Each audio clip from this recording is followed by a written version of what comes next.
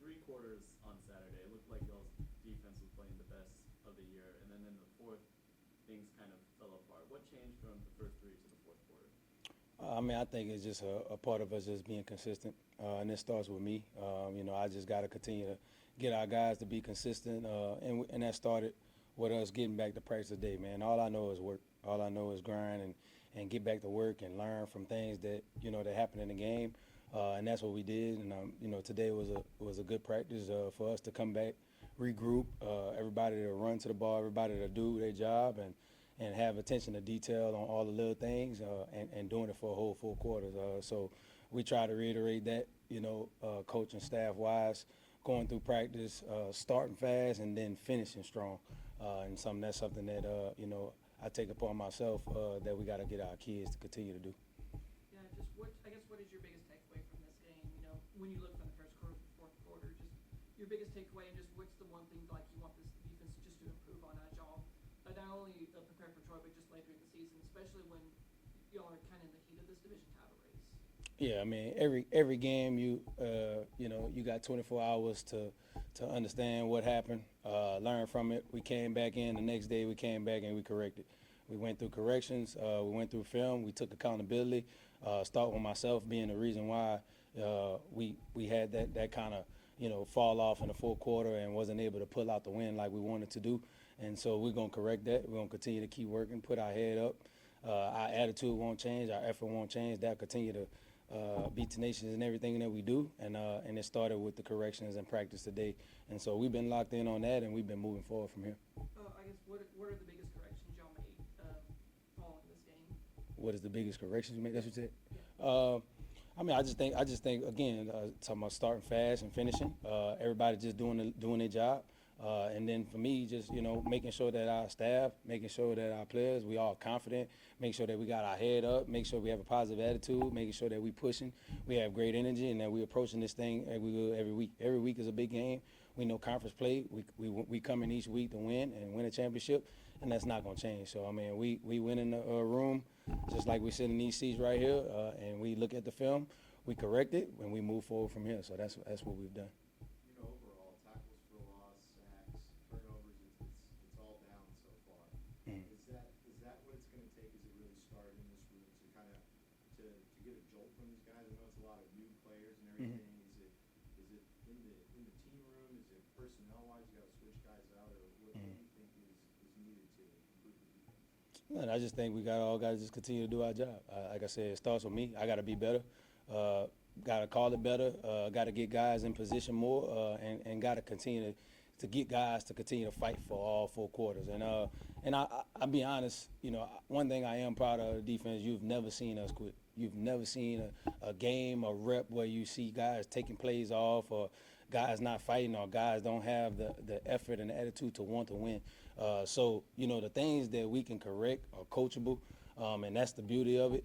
And also it's the beauty that you have good kids. We have good kids on this team that's bought in together, that's understanding the corrections that we have to make, but also communicate with each other and being accountable to themselves and their teammates, and they want to win. And so they come back and put their head high and get back to work. So I'm just trying to continue to lead that and get our leaders to lead, because, again, it's always going to be a player-led team, a championship team, and I'm trying to get our leaders to be better leaders, and I got to be a better leader for them.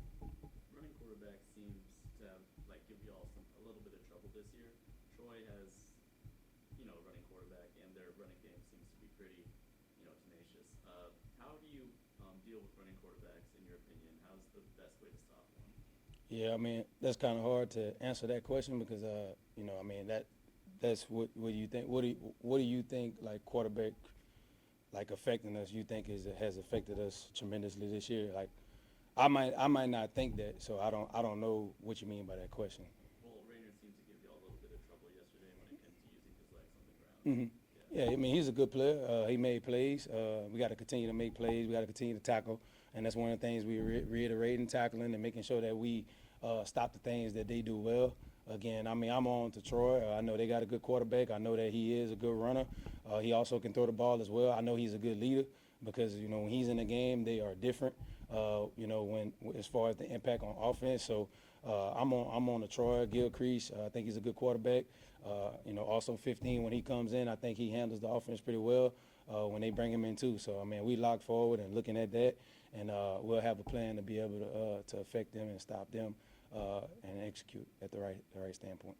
We were asking GJ about that Brad scored with a minute left, Mhm. and if he could go back and change the scoring so quickly, he could take some time off the clock. Mhm. On the inverse of that, when Arkansas State went down the field, would you change anything about the way you did your defense Mhm. in that last drive when they were able to score? Or do you think it was more just guys needing to get more acclimated with their roles in that style of defense? Yeah, I mean, like I said, I took everything on that. I think that I got to be able to put our guys in better position, and that's what I'm going to continue to do. I think we went back to work. We all looked at it, and know. I mean, it's always, this decision making. That's just life in general. Like you're gonna make decisions, and you got to be able to live with the punches. One thing I can say in my life, I have no regrets. In my entire life, I go to work each and every day, and I know I have a positive attitude. I know I serve a great God. He's blessed me each and every day, and that's one thing I'm gonna expect these kids to do the same thing. Like, shoot, I mean, things happen, and sometimes we learn. You know what I'm saying? That's the biggest thing for me. Like, it's never losses if you don't if you learn from it, it's never a loss. But if you don't learn from the same mistakes that you made, or learn from the corrections like you asked about correcting things that you want to get better, I think that's when you see your team grow in another direction, and that's what we'll do. I have no doubt in that in my mind. Mari, he had the pick versus Nichols, and then against Arkansas State, he had 2 pass breakups. Have you really noticed him getting acclimated to the defense as the season's progressed? Yes, sir. I think Kamari, has continued to improve each and every day.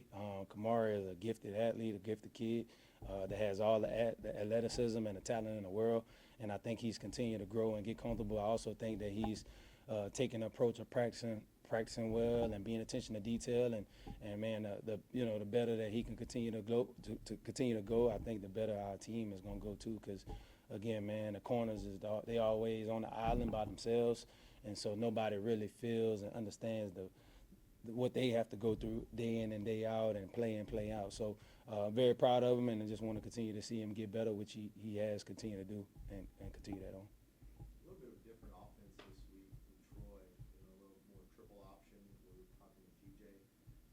Does that change your defense at all, your approach, or what is your experience really with a triple option? How do you think you got to get after it and slow down that run? Yeah, I mean, we'll have a plan for it. We understand that they have an offense. I think I'm be honest with you, I think they are offensive coordinator, head coach, I think they do a great job of putting their kids in position to be successful, doing what their kids do well. And we'll have a plan for that. We always understand each week and each day that we have to prepare for whatever they do well and be able to stop that. And so we'll have a great plan ahead. I'm excited about our kids getting back to work.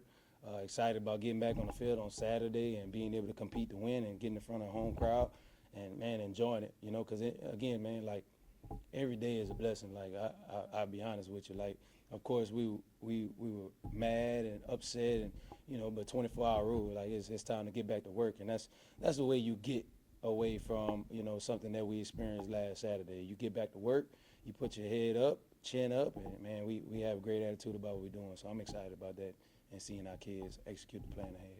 How has your defense, responded, during this week, especially after a tough loss like they did? Say it again, please. How has your defense kind of responded during practice this week, especially just kind of how the game went and just how they lost? Yeah, I mean, they, first of all, I want to say they didn't lose. We lost together. I think we learned from it. We corrected. The greatest thing about it is accountability. Like, we all was able to look in the mirror. We all was able to look at the film and be like, man, you know what? We might could do this better. We can do this better. We're going to correct this. And then today it was great. Like I said, we all got back to work. We woke up, I always use this phrase, good morning, rise, shine, and grind. All right, the sun going to rise today. We blessed. We got life. We got air to breathe, clothes on our back, shoes on our feet, food on our table. Things like that, man, we're thankful. So to be out here and to play a great game of football, to be able to correct things that you mistaken and do, but also be able to get back to work and enjoy the game, because it's still a game, but it is serious and something that we taking every step to do, and I think we did a great job of doing that coming to work today in practice day one. This isn't your side of the ball, but Titus Lyons, he got, I think, his first touchdown of his entire career last Saturday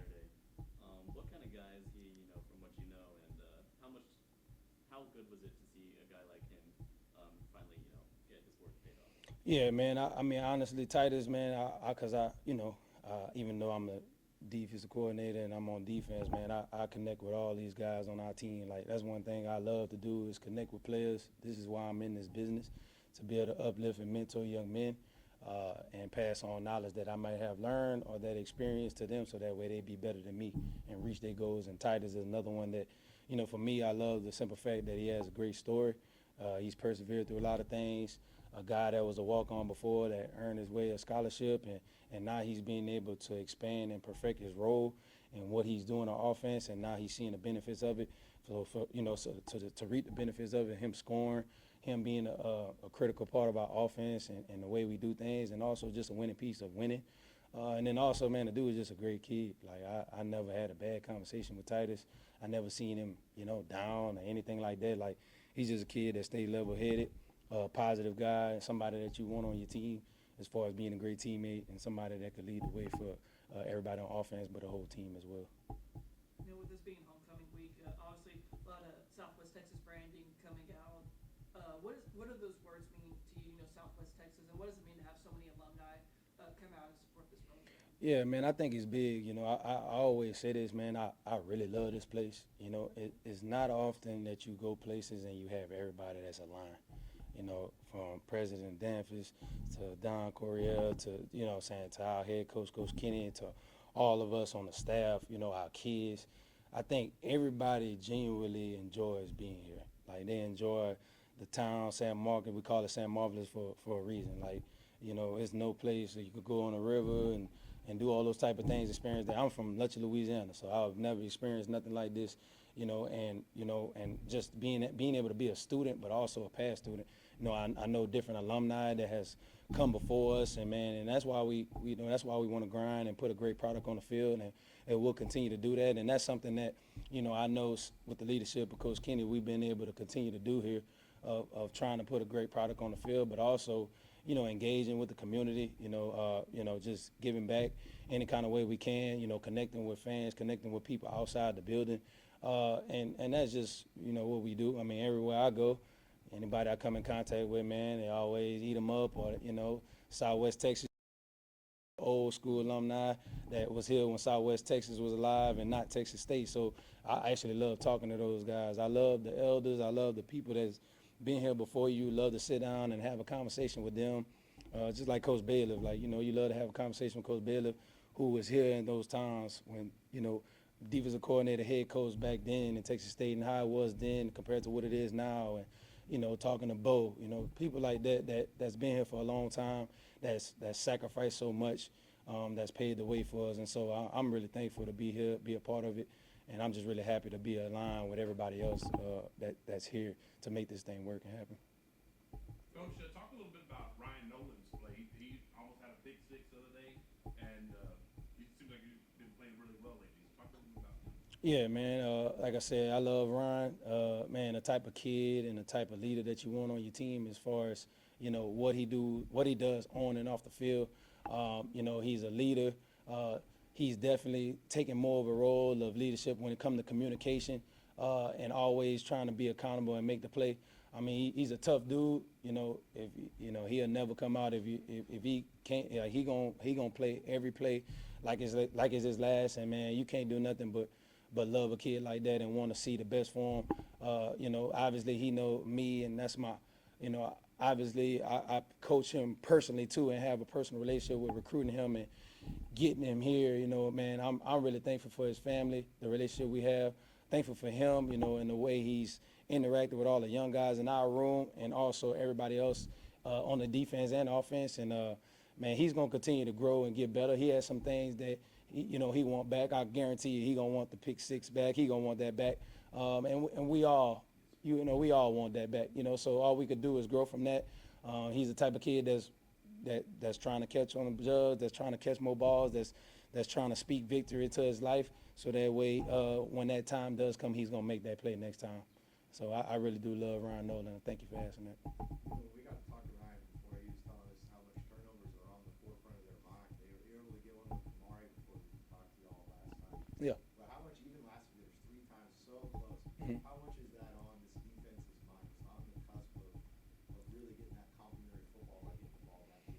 It's always on our mind. I'll be honest with you. It's not, like I said, speaking victory, like we speaking takeaways. Like, you could be walking in the hall. Every time we walk in the meetings, they punching the ball out. Like, we got a ball in meetings, and when they walk in there, they punching the ball out. Strip sack fumble. When we coming around, we can't touch the quarterback in practice. I want the DNs. I want anybody that's around the quarterback that's going by our way, so we be safe in practice. Hey, strip sack fumble. Speak victory into your life. Speak it. We work it.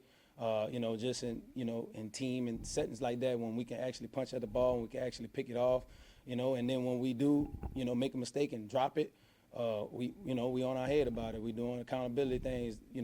Kids are actually doing it now where they speaking up for themselves. They doing push-ups.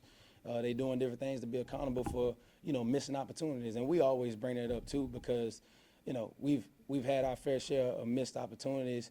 And I'm always a believer, man. One thing about it, my faith will never waver. Like, I know we're going to get some takeaways, and when they do, they're going to come in bunches. I always say that. It's good to see us getting our hands around the ball, and now it's just time for us to capitalize on those moments, and they're going to come. I truly believe that, and I'm going to continue to believe that, and I know our kids will.